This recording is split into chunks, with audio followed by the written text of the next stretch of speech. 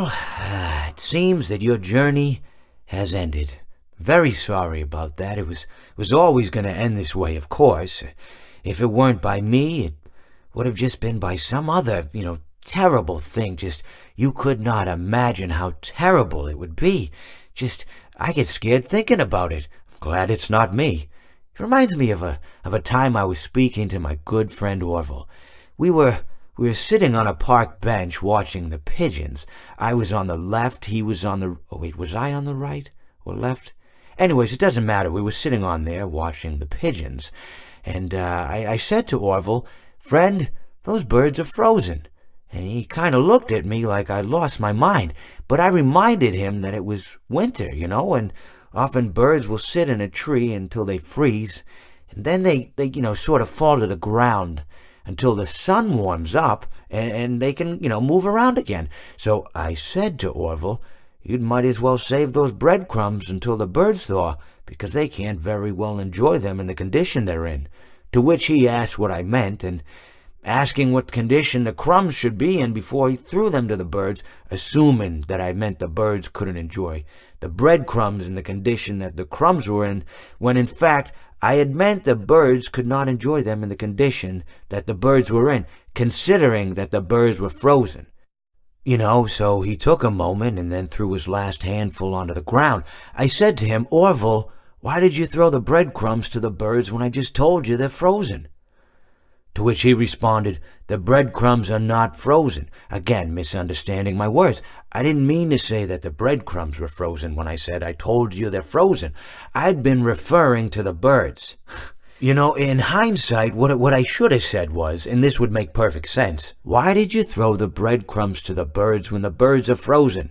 He misunderstood upon my correction, stating that he didn't know what else to do with the breadcrumbs, and that perhaps, when the birds thawed, they'd still be able to eat the crumbs. So I said to Orville, and this is what I said to him, I said, "Orville, the birds may be dead."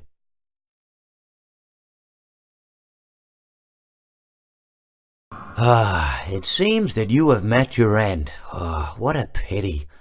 I don't feel too bad about it, though.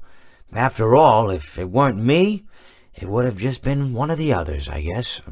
I'm honestly just glad to be out of those air ducts. It's not easy for a hippopotamus to fit up there, and not easy to get down either, and not as young as I used to be, as you can see. I used to be able to do all sorts of things. You're young, you're vibrant, you have that sort of pep in your step. It reminds me of a conversation I was having with one of my good friends, Orville. We were having a nice picnic one day.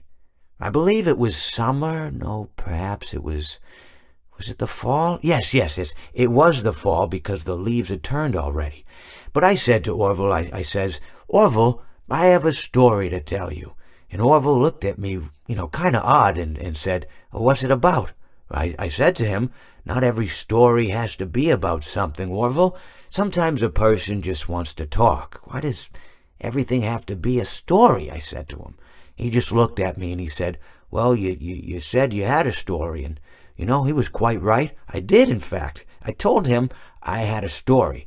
I suppose if a person just wants to talk, then it's best to not announce that you're telling a story. Telling a story does come with its own pressures and expectations, I suppose.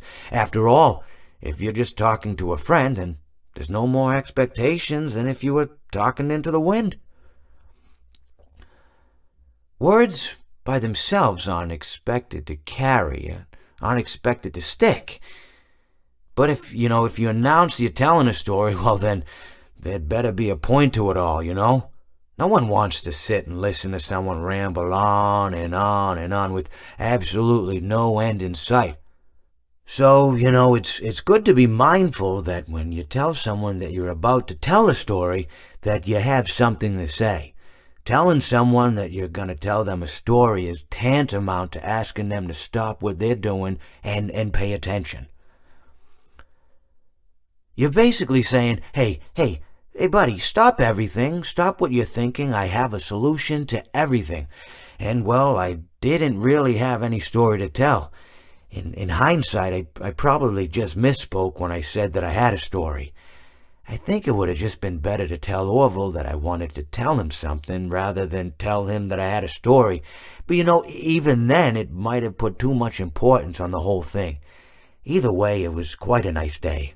I remember that we were drinking tea.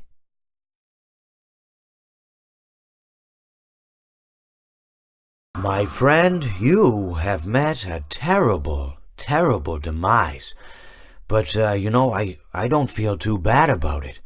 After all, if it weren't from me, it would have just been from someone else, I guess what I'm trying to say is life goes on.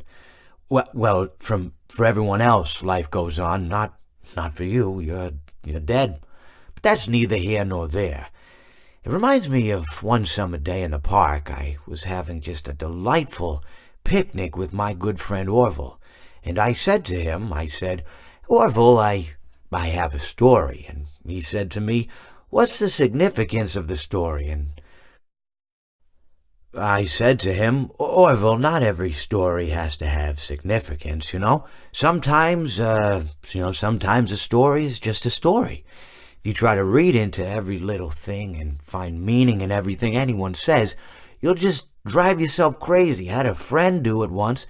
Wasn't pretty. We talked about it for years. And not only that, but you'll likely end up believing something you shouldn't believe and thinking something you shouldn't think or assuming something you shouldn't assume, Sometimes, I said, a story is just a story. So just be quiet for 1 second of your life and eat your sandwich, okay? Of course, it was only then I realized I made sandwiches, and poor Orville was having such difficulty eating it. Elephants have those clumsy hands, Actually, I suppose that's the problem. They don't have hands at all, do they?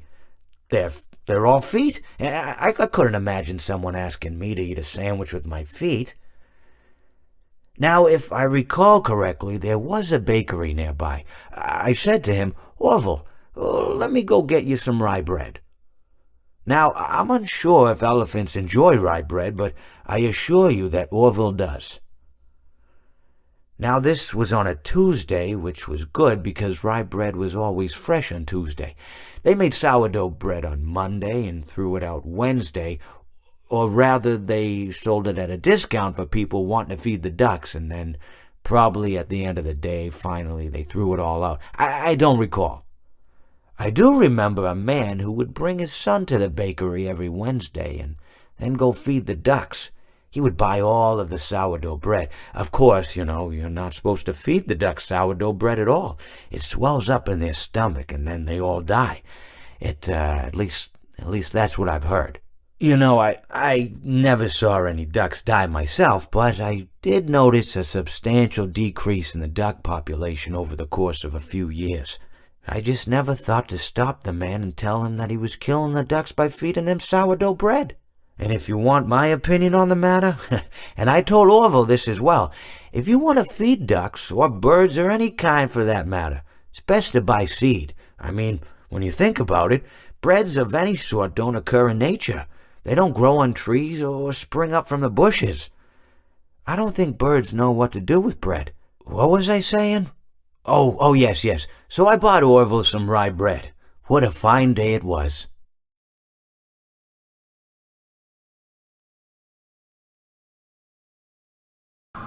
It seems that you have met a horrible demise, my friend. But, these things happen in life. Life goes on. Not for you, obviously. You're dead. But it reminds me of a time I was having a conversation with my friend Orville. We were, where were we? I think we were by the river. We were sitting by the river and watching the fish leap over the falls. And I said to Orville, sometimes I feel like a fish leaping over and over again, always trying to get somewhere, though I don't know where, only to find myself in the jaws of a beast. He, of course, looked at me, surprised, Have you been in the jaws of a beast, friend? To which I said, no, of course not, Orville. I said, no. I simply meant that life can seem like a relentless endeavor to overcome meaningless obstacles, only to meet an equally meaningless fate, regardless of your efforts, regardless of the obstacles you've passed. And Orville, he stood and proceeded to drape me with a picnic cloth, to which I asked him, I said, "Friend, what are you doing?" He looked at me very concerned, really. "I feel like you've gotten too much sun." Indeed, indeed I had. He proceeded to pour me a glass of just ice-cold lemonade. Ooh, you ever mix it with iced tea? You do like a little half lemonade, half... Ooh, it's so... You should try it some... Well, you can't because you're dead. But anyways, so you may be asking yourself, how did I go from sitting by the falls and drinking lemonade to being wedged in the air duct? Not only with Orville, but with an entire assortment of fruity-colored friends.